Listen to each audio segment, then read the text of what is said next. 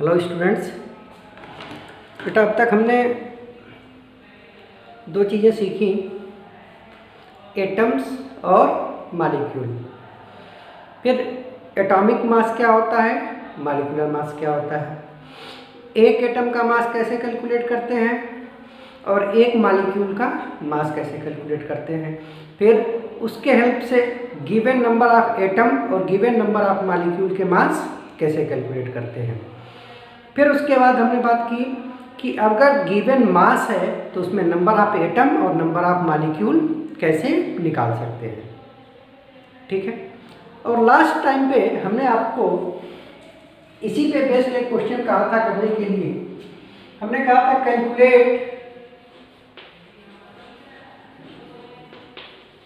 Number of molecules in 18 gram glucose. एक question हमने ये दिया था आपको, और दूसरा शायद क्वेश्चन दिया था कि calculate number of atoms in 6 gram of carbon, 6 gram carbon में। ठीक है। तो हमें पता है कि अगर हमको नंबर ऑफ एटम्स निकालने हैं तो जिस वेट में, जिस मास में निकालना है वो रखते हैं और डिवाइड करते हैं मास ऑफ वन एटम से। सिमिलरली अगर हमको नंबर ऑफ मॉलिक्यूल्स निकालने हैं तो इसके लिए भी जिस वेट में निकालना है, जिस मास में निकालना है उसको, और फिर डिवाइड करते हैं इसको मास ऑफ वन मॉलिक्यूल से। ठीक है। तो ये क्वेश्चन कर लें। नंबर ऑफ एटम्स हमको निकालने हैं कितने में, 6 ग्राम में, तो 6 रख लिया। कार्बन के हैं तो कार्बन के एक एटम का मास, उसका एटॉमिक मास ऊपर ग्राम में है तो इसको भी करेंगे ग्राम में। तो ग्राम में कन्वर्ट करने के लिए हम लोग इसको मल्टीप्लाई करते हैं 1.66 इंटू 10⁻⁻24 से। ठीक है। सिमिलरली यहाँ पे नंबर ऑफ मॉलिक्यूल निकालना है तो वेट जितना भी लिया है कितना, 18 gram divided by mass of one molecule, glucose का है, ग्लूकोज का मॉलिक्यूलर मास 180, तो ये हो जाएगा 180, और ग्राम में कन्वर्ट करना है 1.66 इंटू 10⁻⁻24। ठीक है। एक चीज हमने आपको और बताई थी बेटा कि कहीं पे अगर 1/1.66 इंटू 10⁻⁻24 है, जिसको सॉल्व करते हैं तो ये आता है 6.023 इंटू 10⁻23। ठीक है। तो अगर हम करें तो ये हो जाएगा 1, ये हो जाएगा 2, 1/2 यानी कि 0.5, और ये वैल्यू हो गई वही 1/1.66 इंटू 10⁻⁻24, तो ये हो जाएगा 6.023 इंटू 10⁻23, और ये अब बनेगा 3.01 इंटू 10⁻23। ठीक है।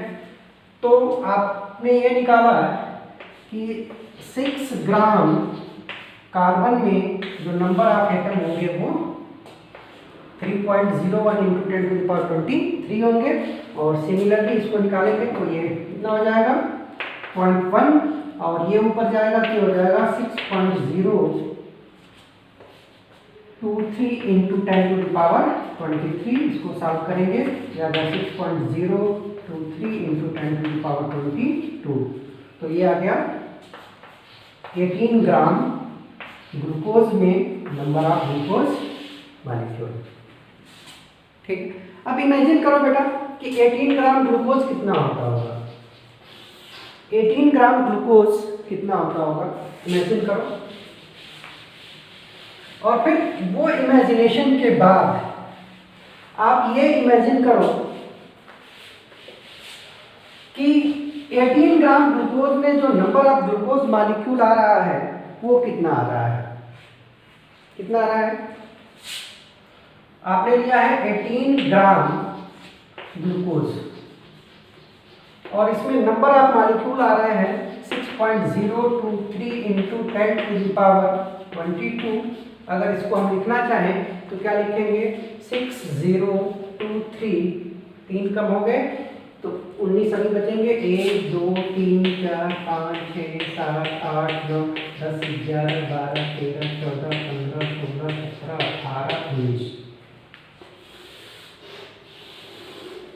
18 ग्राम ग्लूकोज में ग्लूकोज के इतने मॉलिक्यूल होंगे। इसी तरह से हमने 6 ग्राम कार्बन लिया है बेटा, तो 6 ग्राम कार्बन में जो कार्बन के एटम आ रहे थे वो आ रहे थे 3.01 इंटू 10⁻23। 6 ग्राम इमेजिन कर सकते हो कि 6 ग्राम कितनी होगी, कितनी वैल्यू है 6 ग्राम। और इसमें नंबर ऑफ एटम अगर कार्बन के आप लिखोगे तो आ जाएगा 301। और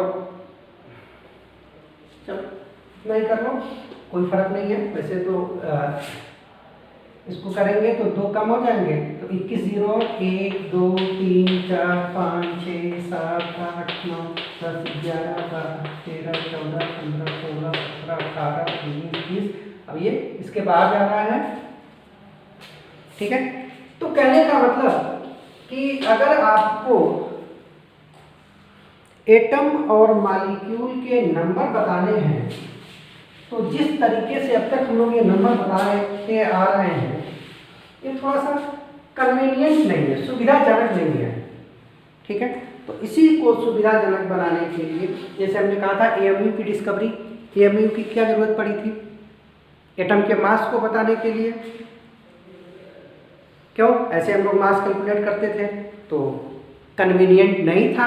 तो सिमिलरली एटम्स या मॉलिक्यूल के नंबर बताने में ये जो हमारा मेथड है ये साइंटिफिक नहीं है। तो फिर हमको एक ऐसे दूसरे यूनिट की जरूरत पड़ी जो एटॉमिक या मॉलिक्यूलर पार्टिकल्स हैं उनका नंबर हम लोग आसानी से बता सकें। तो उस वही यूनिट आई मोल। क्या लाया गया? मोल। तो मोल और यहीं से शुरू होता है हमारा मोल कॉन्सेप्ट, ठीक है। मोल। अब ये यूनिट आई, तो ये तो मोल क्या है बेटा? यूनिट है किसकी?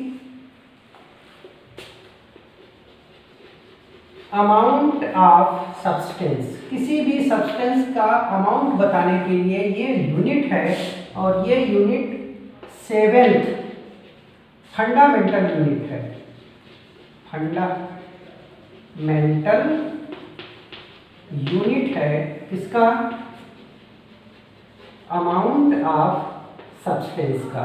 तो पहली बात तो यही हो गई कि mole is the 7th fundamental unit of amount of substance. तो किसी भी सब्सटेंस का, सब्सटेंस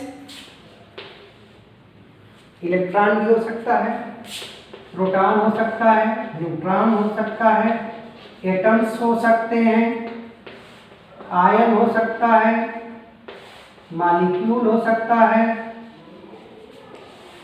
आदमी मैन हो सकते हैं, कॉइन पैसा हो सकता है, पेन हो सकता है, कोई भी सब्सटेंस हो तो उसकी अमाउंट बताने की ये 7 फंडामेंटल यूनिट है, एसआई यूनिट है। ये एसआई यूनिट, इसको स्टैंडर्ड यूनिट बोलते हैं, ठीक है।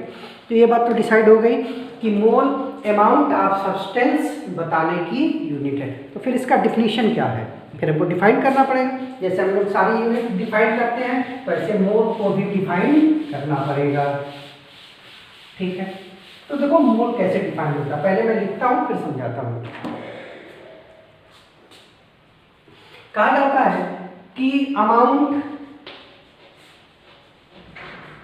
ऑफ एनी सब्सटेंस, किसी भी सब्सटेंस का अमाउंट ऑफ एनी सब्सटेंस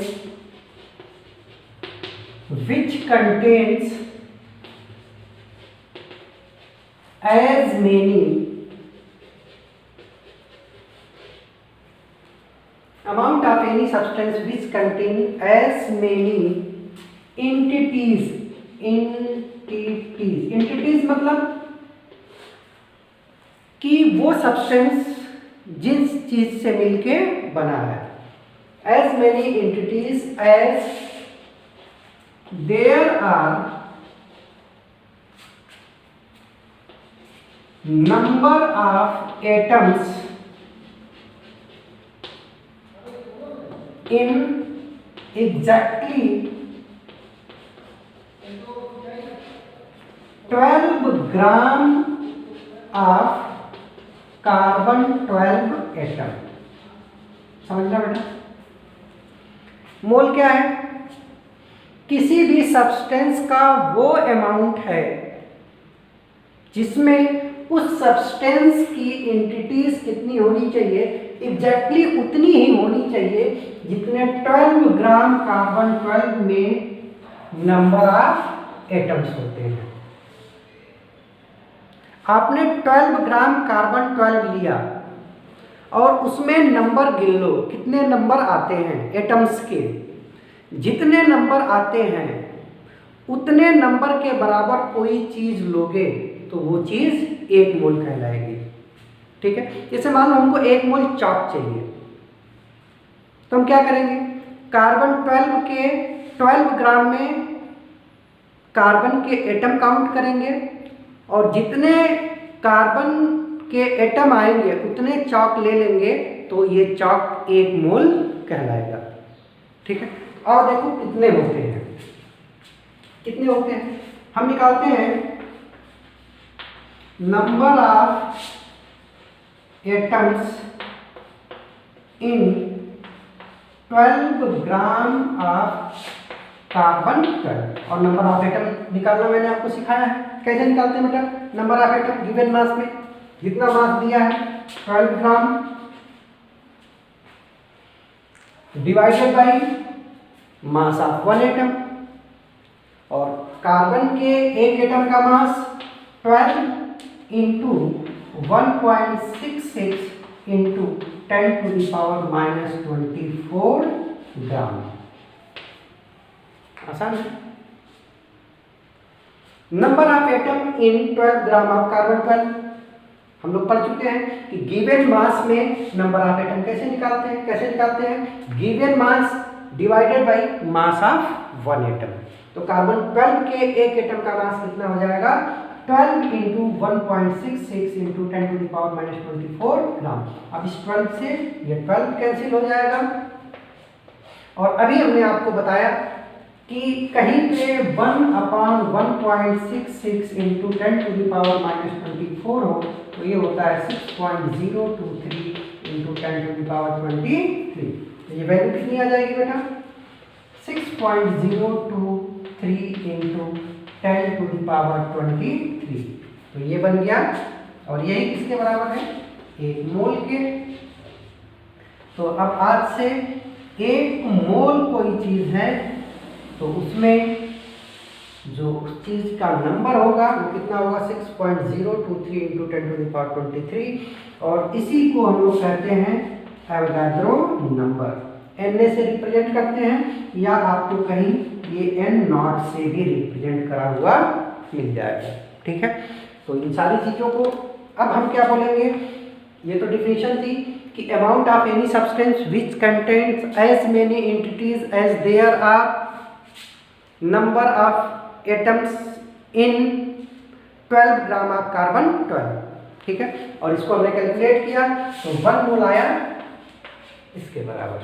ठीक है, तो अब इस चीज को हम लोग ऐसे भी लिख सकते हैं, सिंपली डिफिनेशन के बाद हम लोग अपने काम की बात पे आ जाए कि बेटा अब कोई भी चीज अगर 1 मोल है, 1 मोल है तो उसमें उस चीज की संख्या होगी 6.023 इंटू 10⁻23। ठीक है, और इसी को हम लोग बोलेंगे अवोगाद्रो नंबर। या इसी को बोलते हैं n0। तो ये आ गई अब मोल की वैल्यू। ठीक है, जैसे आपसे कोई कहा 1 मोल इलेक्ट्रॉन, तो मतलब कितने इलेक्ट्रॉन हो गए? 6.023 इंटू 10⁻23 इलेक्ट्रॉन्स। आपसे कोई कहा 1 मोल प्रोटॉन, तो कितने प्रोटॉन? 6.023 into 10⁻23 proton. आपसे कोई कहा 1 मोल न्यूट्रॉन, तो कितने न्यूट्रॉन? 6.023 into 10⁻23 neutron. आपसे किसी ने कहा 1 मोल सोडियम एटम, तो आप क्या समझोगे बेटा कि सोडियम के कितने एटम लिए गए हैं? ये हैं 6.023 इंटू 10⁻23 सोडियम एटम्स। आपसे किसी ने कहा 1 मोल सल्फेट आयन SO4-, तो सल्फेट के कितने आयन हैं बेटा? ये हैं 6.023 इंटू 10⁻23 SO4- आयन्स। ठीक है, आपसे किसी ने कहा 1 मोल सल्फ्यूरिक एसिड है, तो 1 मोल सल्फ्यूरिक एसिड का मतलब क्या होगा? 6.023 इंटू 10⁻23 मॉलिक्यूल्स ऑफ H2SO4। ठीक है, आपसे किसी ने कहा 1 मोल पेन, आपने दुकानदार से जाके बोला मुझे 1 मोल पेन चाहिए, तो अगर उसने केमिस्ट्री पढ़ी है तो समझ जाएगा कि आप कितने पेन मांग रहे हैं। कितने पेन देगा आपको? 6.023 इंटू 10⁻23। ये बिल्कुल कुछ उसी तरह से है बेटा कि जैसे डजन, दर्जन का मतलब 12 होता है। कोई चीज 1 डजन का मतलब 12 है, तो उसी तरह से 1 मोल कोई भी चीज है तो मतलब 6.023 इंटू 10⁻23 अगर वो चीज होगी तो 1 मोल कहलाएगी। ठीक है, मोल समझ में आ गया कि किसी भी सब्सटेंस का अमाउंट जो इतने पार्टिकल्स, इतनी एंटिटीज रखता हो, वही 1 मोल उसका कहलाता है। ठीक है, तो ये सिंपल सी डिफिनीशन थी मोल की। अब इस डिफिनीशन के हिसाब से अब आपको क्या करना है? कैलकुलेट करना है किसी एटम के 1 मोल एटम का मास।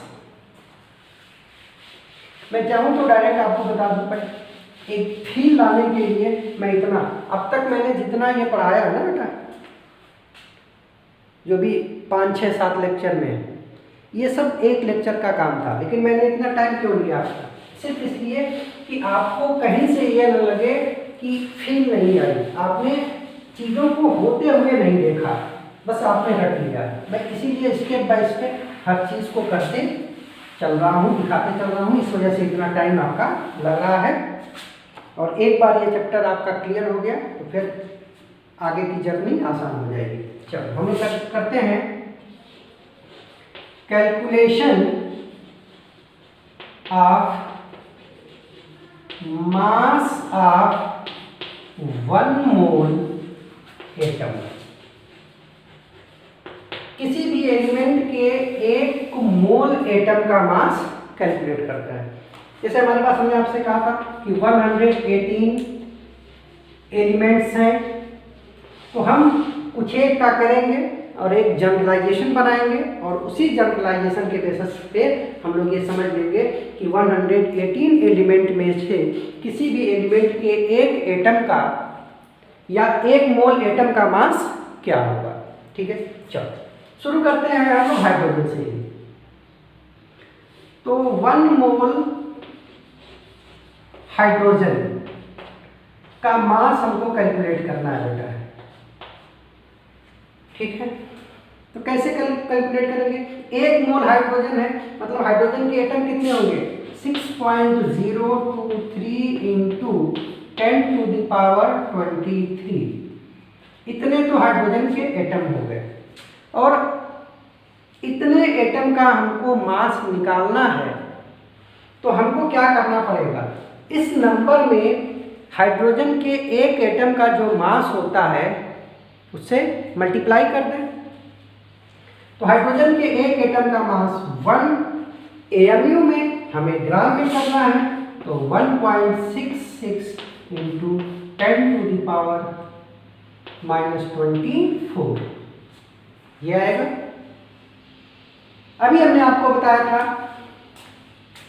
कि कहीं पे 1/1.66 इंटू 10⁻⁻24 हो तो ये होता है 6.023 इंटू 10⁻23, क्रॉस मल्टीप्लाई कर दो तो 6.023 इंटू 10⁻23 इंटू 1.66 इंटू 10⁻⁻24, तो ये आ जाएगा 1।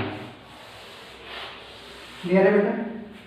ये एक दूसरे के रेसिप्रोकल होते हैं, तो इन दोनों का मल्टीप्लिकेशन 1 के बराबर आ जाएगा। ठीक है, तो देखो ये वही चीज तो है, ये और ये। ठीक है, तो इसका 1 आ जाएगा, तो अब ये वैल्यू आ गई 1 ग्राम।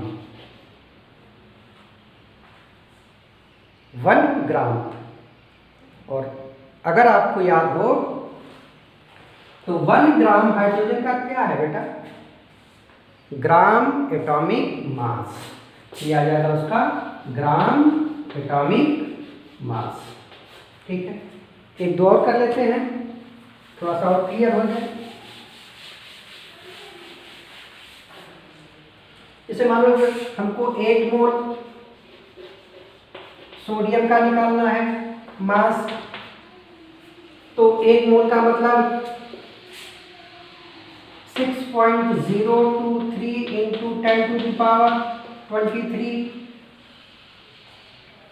सोडियम है, एटॉमिक मास 23, ग्राम में लिखना है, इंटू करेंगे 1.66 इंटू 10⁻⁻24, फिर ये दोनों 1 के इक्वल हो जाएंगे, तो ये आ जाएगा 23 ग्राम। और यही है सोडियम का ग्राम एटॉमिक मास। हमने आपको बताया था कि एटॉमिक मास को जब आप ग्राम में रिप्रेजेंट करते हैं तो वो कहलाता है ग्राम एटॉमिक मास। ठीक है, एक और कर लें। मान लीजिए हमको 1 मोल आयरन का मास निकालना है, तो 1 मोल आयरन का मतलब आयरन के एटम कितने, 6.023 इंटू 10⁻23। आयरन के एक एटम का मास 56 AMU, कैलकुलेट करना है ग्राम में, तो इसमें मल्टीप्लाई करेंगे 1.66 इंटू 10⁻⁻24, फिर ये और ये 1 हो जाएंगे, तो बचेगा कितना, 56 ग्राम। और ये है आयरन का ग्राम एटॉमिक मास। ठीक है, अब एक जनरल बात करते हैं।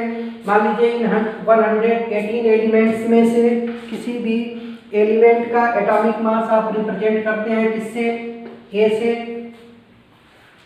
तो कोई भी एलिमेंट है उसके 1 मोल एटम का मास निकालना है, तो हम क्या करेंगे, 1 मोल एटम है तो 6.023 इंटू 10⁻23 एटम्स होंगे। एक एटम का मास 1 AMU होगा, एटॉमिक मास। ठीक है, अब इसको ग्राम में कन्वर्ट करना है, तो इसको 1.66 इंटू 10⁻⁻24 से मल्टीप्लाई करेंगे, ये और ये 1 हो जाएंगे, तो कितना आएगा, 1 ग्राम। और ये उस एलिमेंट का क्या होगा, ग्राम एटॉमिक मास। कुछ समझ में आया बेटा? क्या समझ में आया कि किसी भी एलिमेंट का जो हमारे पास 118 एलिमेंट्स हैं, इनमें से किसी भी एलिमेंट के 1 मोल एटम का मास निकालेंगे तो उसके ग्राम एटॉमिक मास के बराबर होगा। ग्राम एटॉमिक मास मतलब एटॉमिक मास एक्सप्रेस इन ग्राम। कितना आसान हो गया। अब आप किसी भी एलिमेंट के 1 मोल एटम का मास बताना चाहते हैं तो फटाफट बता सकते हैं, बताओ।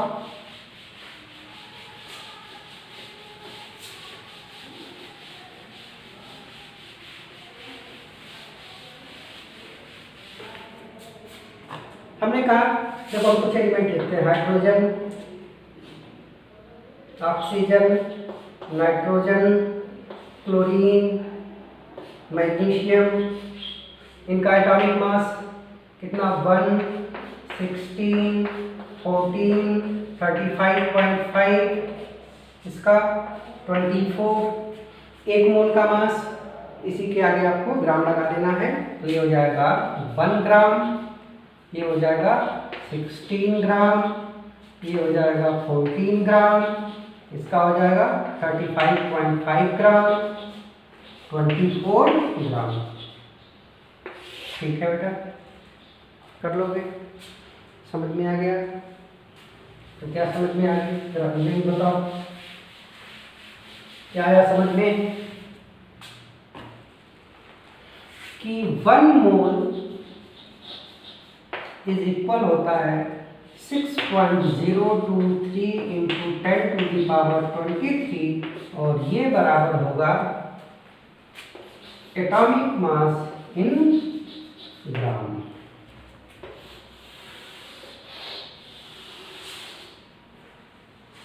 ठीक है, बोलो, है ना? 1 मोल कोई भी चीज है तो उसमें इतने पार्टिकल्स होंगे, और ये चीज अगर एटम है तो इसका वेट कितना होगा, जितना भी उसका एटॉमिक मास है उसको हम लिख देंगे ग्राम में, जिसको हम बोलते हैं ग्राम एटॉमिक मास। तो किसी भी एलिमेंट के ग्राम एटॉमिक मास के बराबर आप मास ले लो तो वो 1 मोल कहलाएगा, और 1 मोल में जो नंबर ऑफ एटम्स होंगे वो होंगे 6.023 इंटू 10⁻23। ठीक है, चलो एग्जाम्पल के लिए, अगर हम आयरन का 56 ग्राम ले लें तो ये कितना होगा बेटा, 1 मोल कहलाएगा, और इसमें आयरन के एटम कितने हो जाएंगे 6.023 इंटू 10⁻23। तो ये हमारे पास एक इक्वेशन आ गया, और इस इक्वेशन के हिसाब से हम ग्राम से मोल में कन्वर्ट कर सकते हैं, मोल से मॉलिक्यूल निकाल सकते हैं, मॉलिक्यूल से मोल निकाल सकते हैं, और मोल से ग्राम निकाल सकते हैं। ठीक है, बिल्कुल यही चीज चलेगा मॉलिक्यूल पे भी।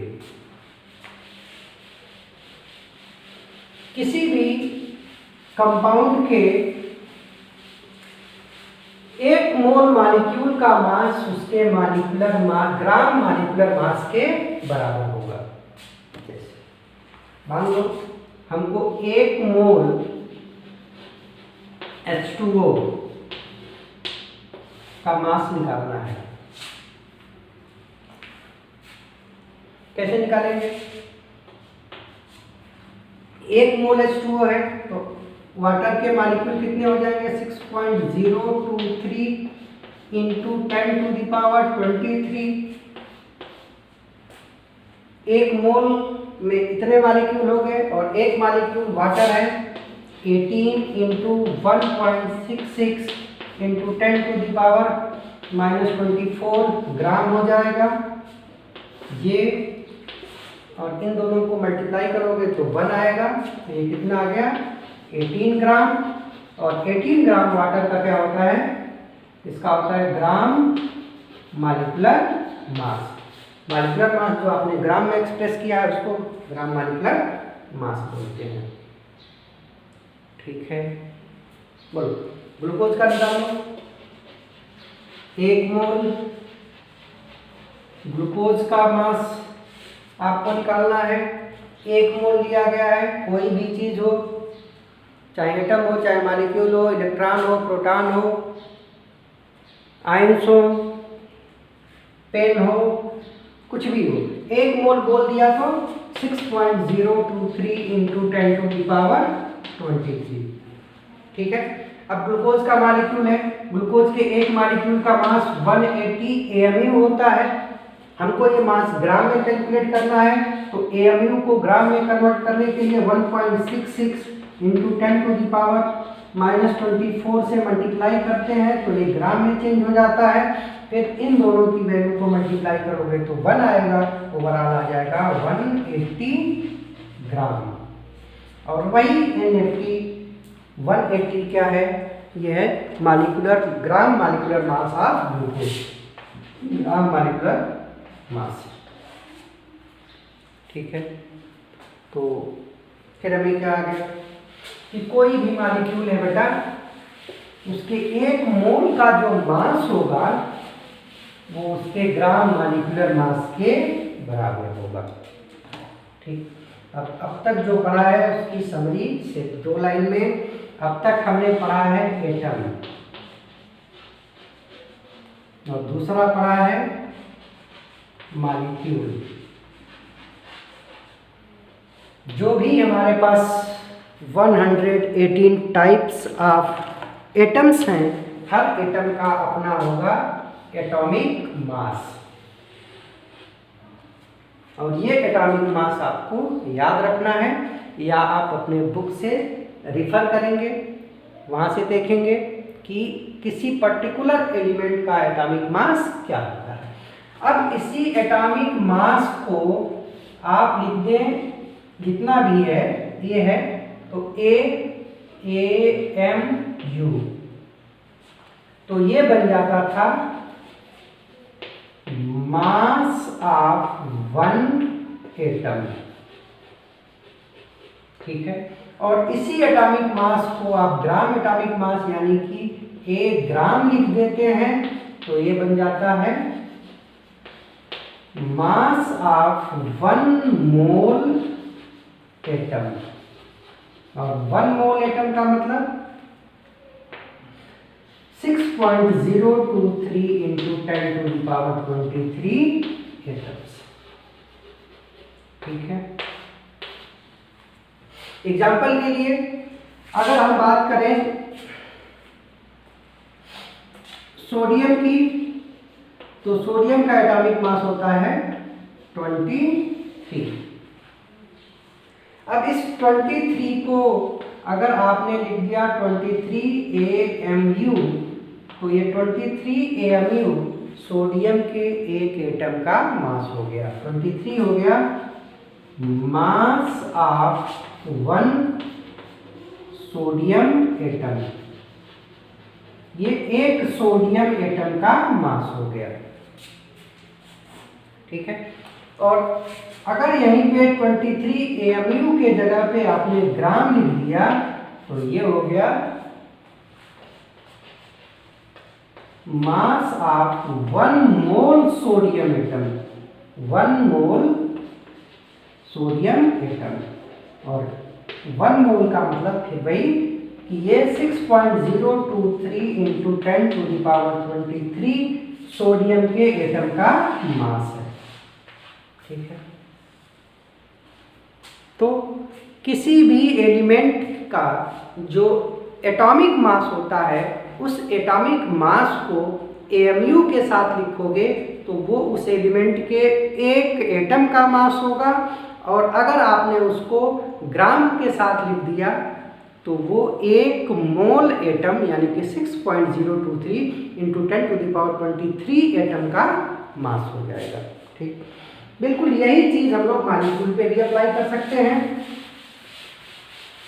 कि जो भी मॉलिक्यूल आपको नेचर में मिलेंगे, जो भी कंपाउंड होंगे, तो वो मॉलिक्यूल से मिलके बने होंगे, और हर मॉलिक्यूल का अपना मॉलिक्यूलर मास होगा। एक सुविधा यहाँ पे ये है कि एटॉमिक मास आपको याद रखना था, मॉलिक्यूलर मास आप कैलकुलेट कर सकते हैं, और ये भी एक नंबर होता है। इसी नंबर के सामने आपने AMU लिख दिया, तो अब ये उस मॉलिक्यूल के एक मॉलिक्यूल का मास आ जाएगा, तो ये होगा मास ऑफ 1 मॉलिक्यूल। और इसी को अगर आपने ग्राम में लिख दिया तो इसका ग्राम मॉलिक्यूलर मास कहलाएगा, और ये होगा मास ऑफ 1 मोल मॉलिक्यूल। तो ये 1 मोल मॉलिक्यूल का मास हो जाएगा। ठीक है, बोलो हो जाएगा। चलो, तो ये बेसिक बातें हो गई मोल से रिलेटेड। अब हम लोग मोल का इंटर कन्वर्जन, मोल से मास निकालना। जैसे अब कोई सब्सटेंस है, तो इस सब्सटेंस के अमाउंट को आप नंबर से बता रहे हो कि इसमें कितने नंबर हैं। इसके अमाउंट को आप मोल के टर्म में भी बता सकते हो कि ये कितने मोल हैं, और इसके अमाउंट को आप वेट के या मास के टर्म में भी बता सकते हो। ठीक है, जैसे हम कहें कि कोई सब्सटेंस रखा गया है, मान लो हमने यहाँ पे कोयला रखा है, कोक। ठीक है, या कोयला से अच्छा है यहाँ पे केले रख दो, बनाना है। तो ये बनाना बेटा, आप इस बनाने के अमाउंट को नंबर से बता सकते हो कि इसमें 24 बनाने हैं, या डजन में बता सकते हो कि 2 डजन है, 2 दर्जन है, या इसका वेट भी बता सकते हो कि ये 3 केजी है। तो आपने एक ही सब्सटेंस बनाना का अमाउंट अलग अलग तरीके से बताया कि नंबर कितने हैं 24, डजन कितने हैं 2, वेट कितना है 3 केजी।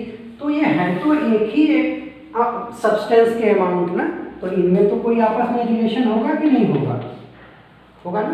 तो वही रिलेशन हम लोग पढ़ने जा रहे हैं कि कोई सब्सटेंस है तो उसके अमाउंट को हम लोग नंबर से भी बता सकते हैं कि उसमें 10, 20, 1000 या 10,000 या कितने सब्सटेंस हैं। आप उसके मोल बता सकते हैं कि कितने मोल हैं, और आप उसका मास बता सकते हैं कि मास कितना है। तो अब इन तीनों का इंटर कन्वर्जन पढ़ना है कि अगर आपके पास नंबर है तो उससे मोल कैसे निकालेंगे, मोल है तो उससे मास कैसे निकालेंगे, अगर मास दिया है तो उससे मोल कैसे निकालेंगे, मोल निकाल लिया तो नंबर कैसे निकालेंगे। ठीक है, तो ये इंटर कन्वर्जन बहुत आसान है। यूनिटरी मेथड आप यूज कर सकते हैं। कैसे यूज कर सकते हैं, आपके पास है क्या कि कोई भी सब्सटेंस अगर 1 मोल है तो उसमें नंबर होगा 6.023 इंटू 10⁻23, और उसका मास कितना होगा, एटम है तो उसके ग्राम एटॉमिक मास के बराबर, और मॉलिक्यूल है तो ग्राम मॉलिक्यूलर मास के बराबर। बस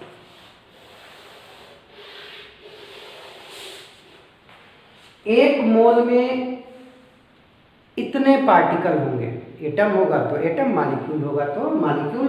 तो 2 मोल में इंटू 2 कर देंगे, 3 मोल में इंटू 3 कर देंगे, हाफ में इंटू हाफ कर देंगे।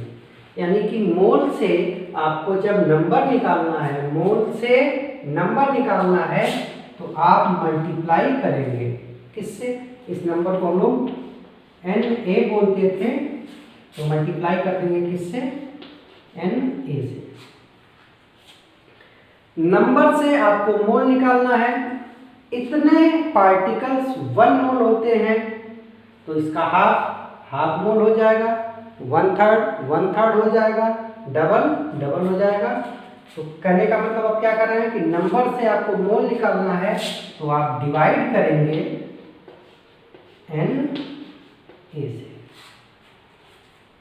ठीक है, इसी तरह से किसी भी सब्सटेंस का अगर एटम है तो ग्राम एटॉमिक मास, मॉलिक्यूल है तो ग्राम मालिकुलर मास, आयन है तो ग्राम आयोनिक मास 1 मोल के बराबर होता है। ठीक है, तो 1 मोल में उसके ग्राम एटॉमिक मास के बराबर मास होगा, तो 2 मोल में उसका डबल हो जाएगा, 3 मोल में उसका ट्रिपल हो जाएगा, 4 मोल में उसका 4 टाइम हो जाएगा। यानी कि मोल से मास निकालना है तो आपको क्या करना है, मल्टीप्लाई करना है किससे, ग्राम मालिकुलर मास से। अगर मालिक्यूल है, एटम है तो ग्राम एटॉमिक मास से, और अगर आयन है तो ग्राम आयोनिक मास से। ठीक है, और रिवर्स डायरेक्शन में जाएंगे तो इसको डिवाइड कर देंगे इसी नंबर से। ठीक, कुछ एक क्वेश्चन मैं आपको देता हूं, आपको करना है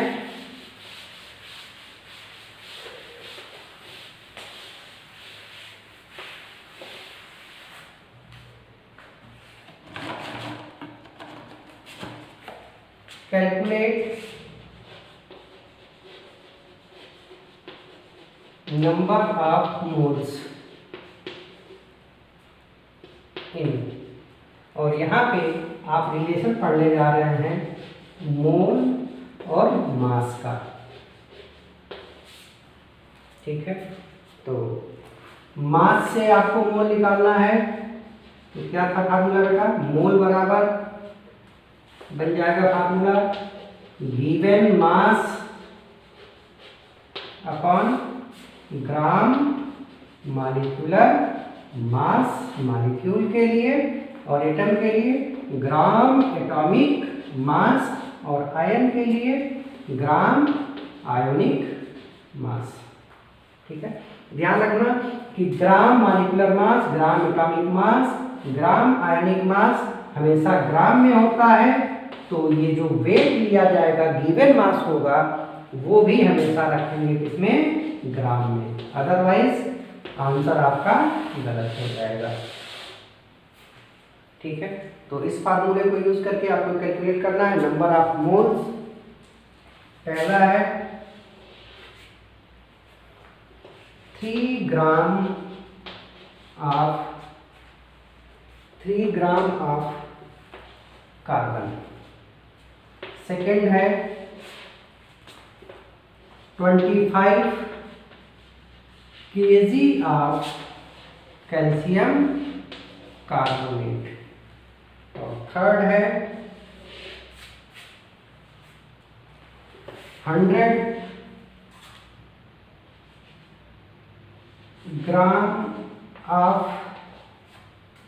यूरिया। ठीक है, तो ये आपको कैलकुलेट करना है, मैं लिख करके दिखा दे रहा हूं, आपको करना कुछ नहीं है। करोगे कैसे, देखो फार्मूले वार्मूले तो याद रहते हैं, भूल जाते हैं। आपने जैसे देखा कार्बन, तो आपने डिसाइड किया कार्बन एटम है कि मॉलिक्यूल, ऑब्वियस सी बात है, सिंगल है, एटम है, तो एटम है तो इसका एटॉमिक मास होगा, कितना होता है 12। अब 12 ग्राम लिख दिया, तो ये 12 ग्राम इसका ग्राम एटॉमिक मास हो गया, और किसी भी एटम के या किसी भी एलिमेंट के ग्राम एटॉमिक मास के बराबर मास लेते हैं तो ये 1 मोल हो जाता है। ठीक है, तो आपको ये समझ में आ गया कि 12 gram is equal to 1 mole. Unitary method लगा दो, तो 1 ग्राम 1/12 मोल।